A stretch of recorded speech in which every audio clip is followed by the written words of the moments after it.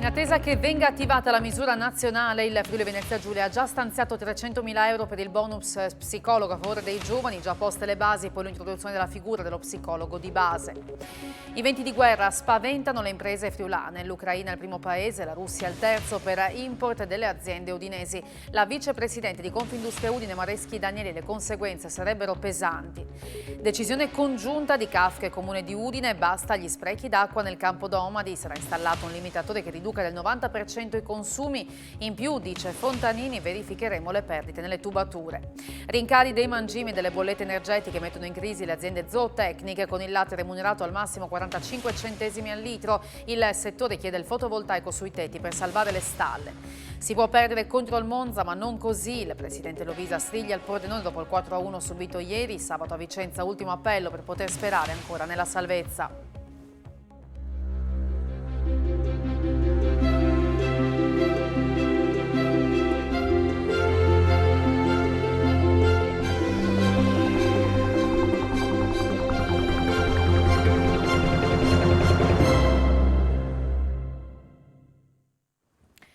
Buonasera a tutti voi da Telefriuli, bentrovati all'edizione serale del nostro telegiornale. In attesa che venga attivata la misura nazionale, il Friuli Venezia Giulia ha già stanziato 300.000 euro per il bonus psicologo a favore dei giovani. C'è la possibilità che diventi operativo prima di quello previsto dal governo. Intanto sono stati fatti passi avanti nell'interlocuzione per poter introdurre la figura dello psicologo di base.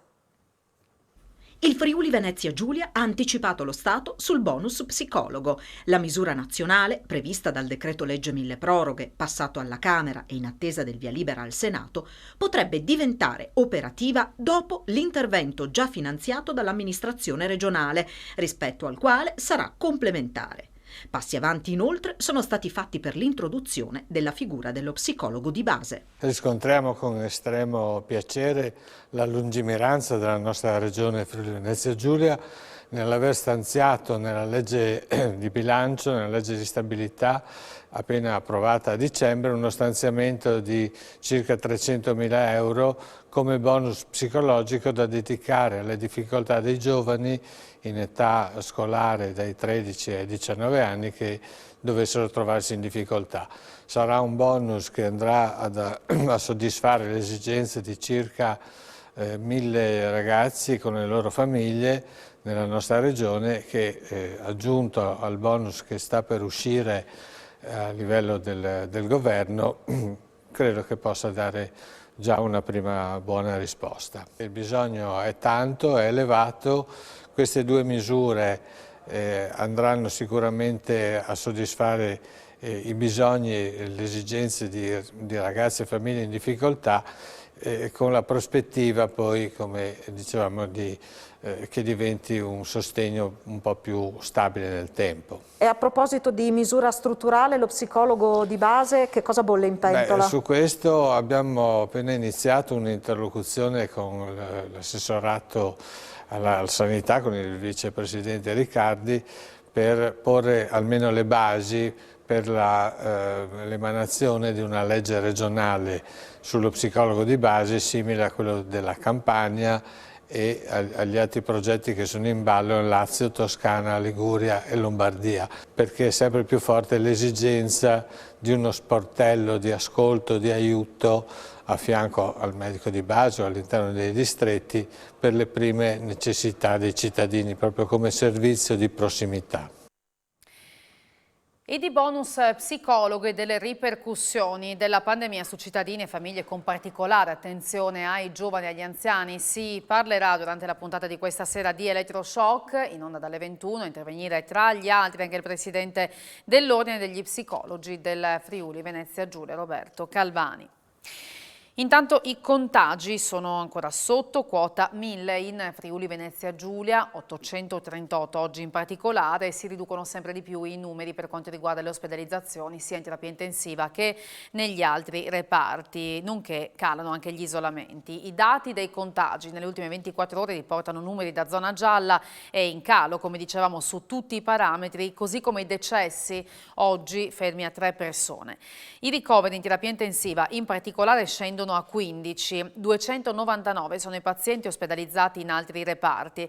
Per quanto riguarda il sistema sanitario regionale sono state rilevate 18 positività, mentre nelle RSA si registra il contagio di 9 ospiti e 13 operatori. Nel dettaglio, su 5.489 tamponi sono emersi 327 contagi, 511 invece da oltre 6.700 test rapidi eseguiti, 21.500 le persone in isolamento. Il presidente della regione Massimiliano Fedriga ieri ha pubblicato sui suoi canali social un video che prova a fare chiarezza sui tanto discussi numeri delle terapie intensive e subintensive presenti nelle 3 aziende sanitarie della regione, contestati anche da un servizio di Rete 4 andato in onda durante il programma Fuori dal coro di Mario Giordano. Il filmato non ha attirato le critiche dei consiglieri di parte dell'opposizione, in particolare dei componenti del Movimento 5 Stelle, che hanno definito il video pura propaganda e che non risponde sul punto alle questioni sollevate. Il consigliere pentastellato Ussai ha annunciato che presenterà un'interrogazione per sapere se siano state messe in atto le azioni di miglioramento richieste. Polemica anche la consigliera di Cittadini Simona Liguori, secondo la quale la giunta regionale ha alimentato inutili tensioni senza accogliere le criticità segnalate da cittadini e dai medici in prima linea.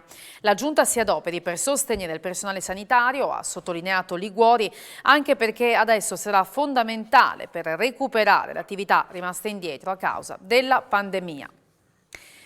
I venti di guerra spaventano le imprese friulane. L'Ucraina è il primo paese e la Russia il terzo per quanto riguarda l'import delle aziende udinesi. La vicepresidente di Confindustria Udine, Anna Mareschi Danieli, mette in evidenza le possibili conseguenze sull'economia locale.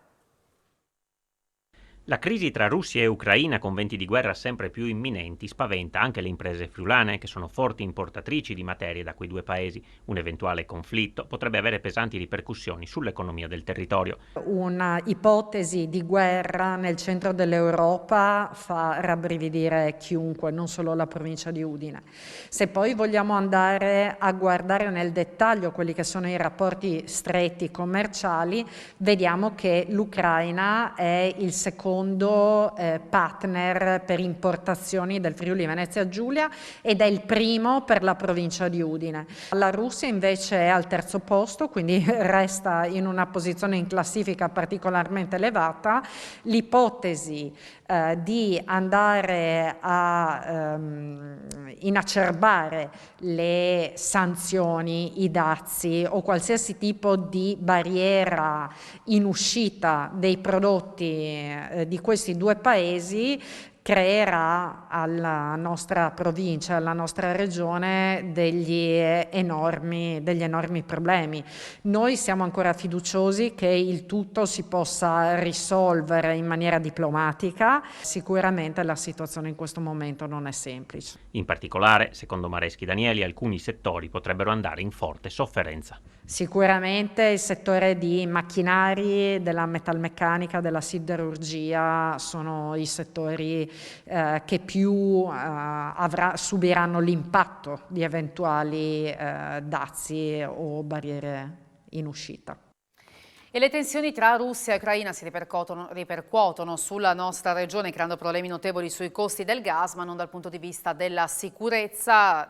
Certo, Gabriele Piemonte, ingegnere di 75 anni, che ha fondato il fuoco al Furlan di Kiev e che ora si trova in regione, ma è sempre in contatto per lavoro con i due paesi. Rischi per le importazioni di gas con ripercussioni dei prezzi. Questa è la maggior preoccupazione da parte di chi ha vissuto e ancora contatti in Ucraina su un eventuale conflitto, tenendo conto che il nostro fabbisogno energetico dipende per il 40% dalla Russia. Dobbiamo triangolare con l'Italia per avere rapporti con l'Ucraina, perché Ucraina e Russia già da prima non avevano rapporti economici, non c'era nessuna possibilità. Quindi adesso con ulteriori sanzioni che verranno senz'altro messe in campo, le ripercussioni ci saranno. I miei amici ucraini, ne ho tanti amici lì perché ho vissuto per anni e anni, io sono circa 40 anni che frequento quei due paesi, erano molto preoccupati. Oggi sono molto più rilassati, diciamo, però determinati questi ucraini nel portare avanti le loro il loro punto di vista, chiamiamolo così perché è un punto di vista, non è che nessuno dei due ha ragione completamente. Però mi dicono che appunto sperano che questa invasione, chiamiamola così, si fermi a Lugansk e a Donetsk. Sono in difficoltà le aziende zootecniche della nostra regione per un incremento dei costi di produzione. La remunerazione è troppo bassa. ISME ha stabilito un importo di 46 centesimi al litro, ma oggi i rimborsi variano fra 37 e 45 centesimi e gli operatori del settore sono disposti a utilizzare i tetti delle loro attività per inserire il fotovoltaico. La maggior parte delle 650 aziende zootecniche della regione è in grave sofferenza. Il latte viene remunerato dai 37 ai 45 centesimi al litro, contro i 46 centesimi stabiliti dall'ISMEA, l'Istituto di Servizi per il Mercato Agricolo Alimentare. Non si parla di rischio imminente di chiusura, spiega Cesare Magalini, direttore regionale della Coldiretti, il quale sottolinea che oltre al rincaro del 40-50% dei mangimi a causa dell'aumento delle spese per l'energia, si profila anche l'incremento del 130-140% del costo dei concimi. A tal proposito, Coldiretti Nazionale ha inoltrato al Presidente del Consiglio Mario Draghi la richiesta di sbloccare i fondi del PNRR dedicati all'utilizzo del fotovoltaico. Le realtà rurali in generale, continua Magalini, sono disposte a investire nella produzione in proprio di energia utilizzando i tetti delle proprie strutture che in molti casi sono inutilizzate senza rovinare i terreni. Non vogliamo chiudere le stalle, continua Magalini, e nemmeno che i consumatori paghino le conseguenze dei rincari di produzione. Per questo motivo è necessario un confronto con tutte le componenti della filiera perché ognuno abbia il giusto guadagno. Difficoltà anche per quanto riguarda gli autotrasporti, la condizione di già grande difficoltà della categoria è resa ora ancora più drammatica dall'aumento del gasolio del 30%, del gas liquefatto del 250% e dell'additivo AdiBlue del 300%, un aggravio che non si riesce a riversare sui committenti con il conseguente azzeramento del margine di profitto di molte imprese costrette a fermare i propri mezzi. L'analisi è del capocategoria regionale dell'autotrasporto di Confartigianato del Friuli Venezia Giulia, Stefano Adami, che si fa portavoce dell'allarme che gli autotrasportatori artigiani della regione lanciano al governo nazionale ma anche alla politica del Friuli Venezia Giulia e chiedono provvedimenti immediati per evitare la chiusura di molte imprese e le conseguenti pesanti ripercussioni su occupazione ed economia locali. Tra le richieste che avanza la categoria, provvedimenti immediati per alleggerire la pressione fiscale sulle aziende, utilizzando anche parte delle risorse incassate dallo Stato derivanti dalle accise sul prezzo dei carburanti, ma anche un'azione sul sistema burocratico e dei controlli per evitare qualsiasi forma di abusivismo, illegalità e dumping sociale. Presidio questa mattina a Trieste dei lavoratori della TIM, nel mirino le politiche industriali della società. Un quarto dei lavoratori della regione è a rischio, a cui va aggiunto tutto l'indotto che potrebbe portare oltre 200 posti di lavoro in meno. I dipendenti di TIM, 440 in Friuli Venezia Giulia, sono scesi in piazza per dire no al piano industriale che la compagnia vorrebbe attuare. Probabilmente ci saranno due macro spacchettamenti, uno sulla parte servizi, uno sulla parte tecnologica, tecnica. Quindi la rete, come speravamo che venisse realizzata noi, quindi con Cassa Depositi e Prestiti, con la partecipazione di Open Fiber e di un'azienda interna a TIM, a guida TIM, non verrà realizzata. Spezzettando specialmente il sistema delle reti, la sua verticalità di un'azienda ex monopolista, si rischia che la gestione dei dati all'interno del nostro Paese venga lasciato in mano a fondi di investimento esteri, i quali sicuramente da un lato non riusciranno a dare una garanzia occupazionale e di perimetro, d'altro canto avranno una gestione politica della stessa rete. Attualmente solo nel gruppo TIM in Friuli Venezia Giulia sono occupate circa 450 persone e di queste 450 la stima che facciamo parallelamente a livello nazionale è la perdita nel giro di circa un anno e mezzo al massimo di 150 persone. Una delegazione è stata ricevuta anche dagli assessori regionali all'estero Rosolenne Sergio Emilio Bini in rappresentanza del presidente Massimiliano Federica e hanno confermato l'altissima attenzione che la regione pone sulle vicende TIM. Bini ha parlato di rassicurazioni arrivate dal governo sul piano occupazionale, mentre Rosolena ha analizzato la situazione figlia di molte privatizzazioni del passato. McDonald's cerca 53 nuovi candidati da inserire nei propri ristoranti del Friuli Venezia Giulia, in particolare 5 a Udine, 5 a Tavagnacco, 6 a Pordenone, 4 a Fiume Veneto, 9 a Monfalcone, 11 a Villessa e 8 a Gonars, posizioni che rientrano nel piano nazionale di crescita che prevede quest'anno l'assunzione di 5.000 nuove persone in tutta Italia. Al campo nomadi di Udine saranno erogati al massimo 10.000 litri di acqua al giorno. Chi avrà la necessità di consumarne di più dovrà chiedere di intestare il contatore alla singola utenza, è quanto è stato deciso nell'incontro tra Comune ed AMGA.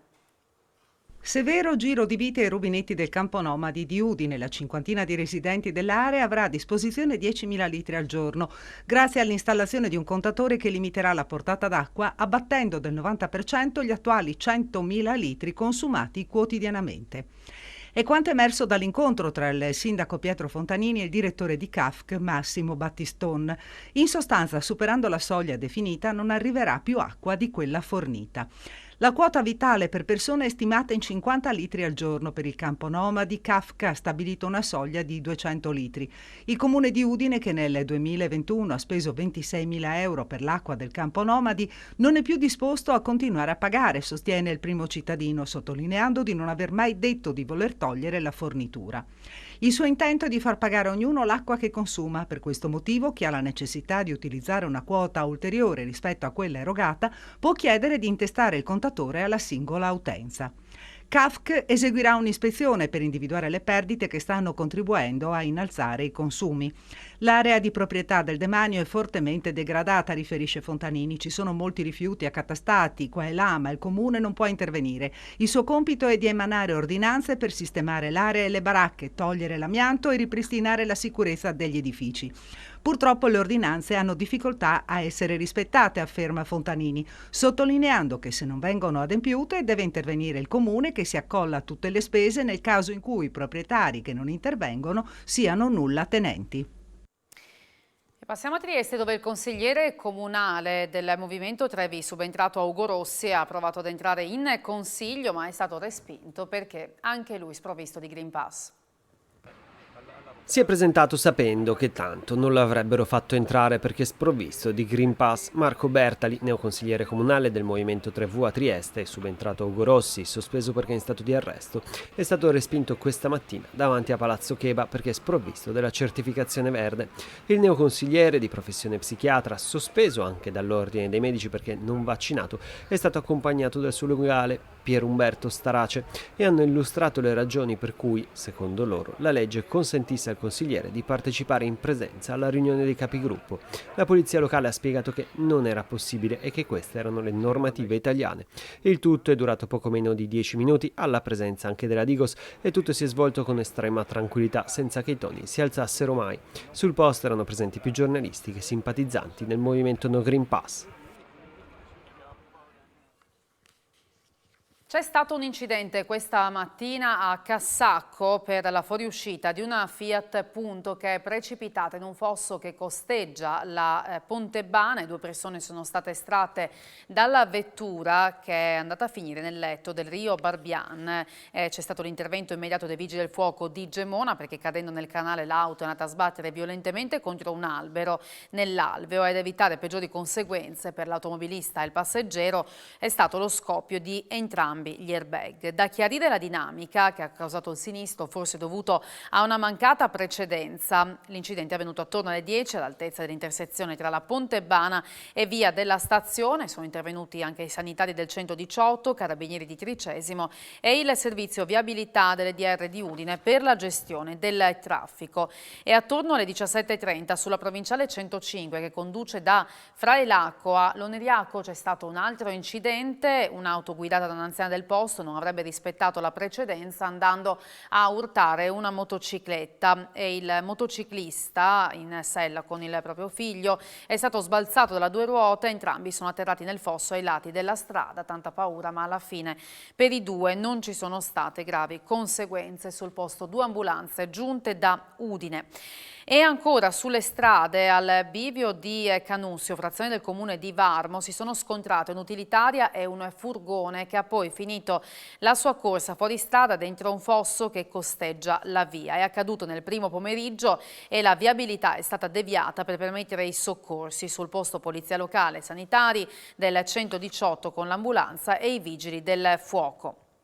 Una pattuglia dei carabinieri del radiomobile della compagnia di Aurisina nel corso di controlli del territorio e di Retrovalico ha rintracciato e arrestato una latitante cittadina rumena di 36 anni, destinataria di un ordine di carcerazione emesso dalla Procura di Milano per un furto aggravato commesso nel 2012 proprio nel capoluogo lombardo. La donna, già madre di 8 figli, finora era riuscita ad eludere il carcere facendosi trovare appunto sempre in stato interessante. Dopo l'arresto è stata portata nel carcere di Venezia, dove dovrà scontare 4 mesi di reclusione. È stato riaperto alle 14 lo svincolo di Latisana in uscita per chi arrivava da Trieste, in entrata per chi era diretto a Venezia. La chiusura era stata determinata dall'incendio di un veicolo avvenuto poco prima delle 13 di oggi all'uscita dello stesso svincolo in direzione Venezia. Nessuna conseguenza per l'automobilista che è riuscito a uscire dall'auto prima che si verificasse l'incendio. E a proposito di strade, si chiama 4 ruote per la sicurezza il progetto di educazione stradale sviluppato da Prefettura, Rotary Club e Polizia Stradale di Udine. Vediamo. Lezioni con esperti, un concorso di idee e un corso di guida in auto per gli studenti patentati e al simulatore per chi invece la patente ancora non ce l'ha. Ha ricevuto totale adesione da parte delle scuole il progetto 4 ruote per la sicurezza ideato dal Rotary Club di Udine che ha trovato la partecipazione di Prefettura, Polizia Stradale, Fondazione Friuli, Ufficio Scolastico Provinciale e Arlef. Tutte le scuole, tutte le 22 istituti scolastici di secondo grado della provincia di Udine sono stati invitati a partecipare a questa iniziativa e hanno aderito. Naturalmente non riusciremo a contattare tutti il primo anno, ma il progetto, come lei ricordava, è un progetto triennale. Quindi nel corso di questo triennio noi contiamo di riuscire a parlare a tutti gli studenti delle scuole della provincia. Ho trovato un terreno già fertile su cui c'era già una progettualità. L'idea o comunque lo stimolo a un concorso di idee è stato subito accolto anche dal mondo scolastico e quindi diciamo, ci siamo trovati subito in linea su questa possibilità. Abbiamo avuto in un brevissimo arco di tempo nella regione Friuli Venezia Giulia 3 incidenti mortali gravissimi, tutti connotati da condotte di guida sbagliate, quindi non di certo a mere casualità. Quindi vuol dire che l'attività di formazione è necessaria, deve essere assolutamente ripresa con questi progetti e questo ne è assolutamente un ottimo esempio. E ora parliamo di un progetto che riguarda il Parco del Cormor che insiste sul territorio del comune di Campoformido. C'è questa presentazione di un'offerta di tipo naturalistica nella zona di Campoformido. Qual è? È un progetto che è iniziato già l'anno scorso e quest'anno va a presentare un dépliant informativo per tutta quella cittadinanza che vorrà interagire all'interno di questa area di alto pregio naturale e naturalistico, dove vengono date tutta una serie di informazioni sui percorsi che si possono realizzare e riesce anche a divulgare quella metodologia di turismo sostenibile che è proprio l'obiettivo stesso dell'area naturale. Udine dialoga con i comuni con Termini, lo ha ribadito.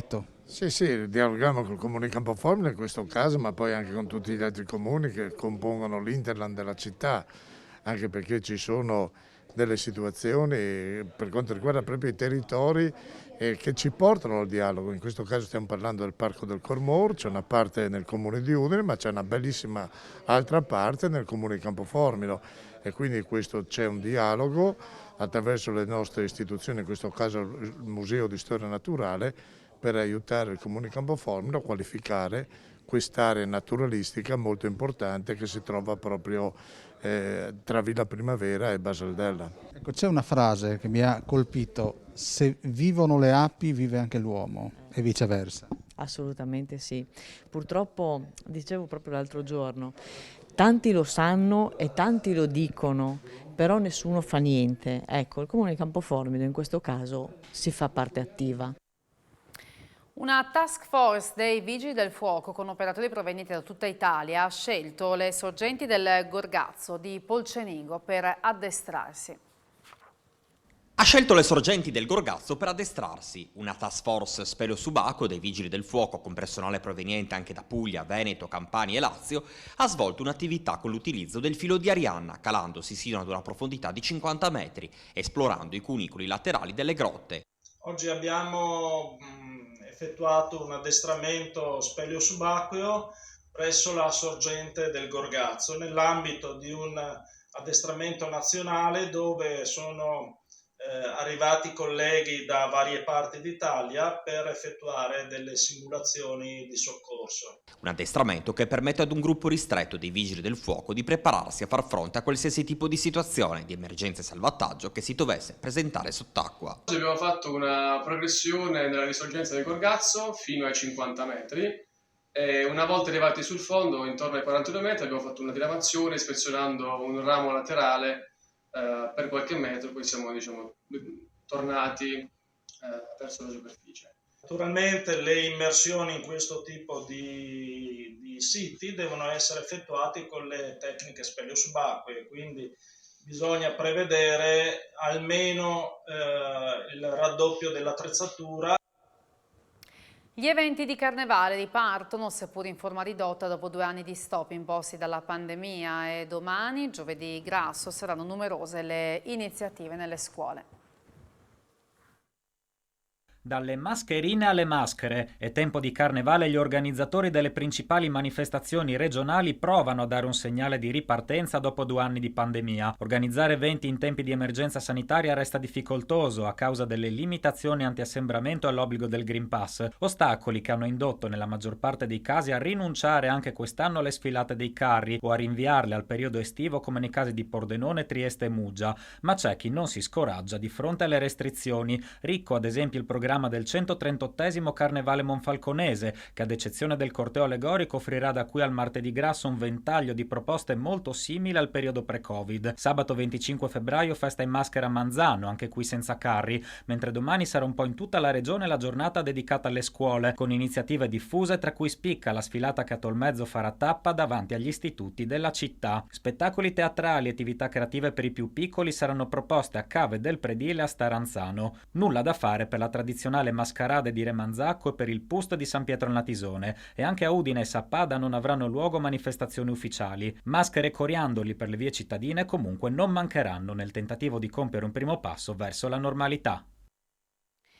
Chiudiamo con lo sport e con il momento cruciale per il Pordenone. Ieri, dopo la sconfitta per 4-1 ad opera del Monza, ha parlato nel post partita il presidente Lovisa, che non ha gradito la prestazione del primo tempo, l'approccio alla gara, sì quella del secondo tempo, e chiede quel tipo di approccio contro il Vicenza sabato, perché per i neroverdi sarà un ultimo appello per sperare ancora in qualche residua chance di salvezza. Ne parliamo tra poco a Sport FVG. Grazie per aver seguito il nostro telegiornale, a tutti voi una buona serata, arrivederci.